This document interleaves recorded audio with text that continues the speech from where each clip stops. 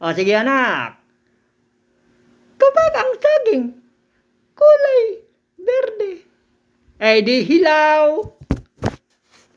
Kapag ang yellow na saging, ay di hinog. Kapag ang saging ay kulay brown, mahaba, matigas, at maugat. Meron ba yon anak? Ano yun? Eh di turon.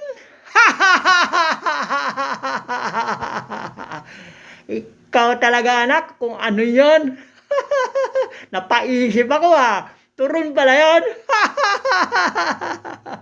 Meron ba turon maugat? Oy, ano lang yan, wala yung mga migot-migat Ano yung maugat? Babu!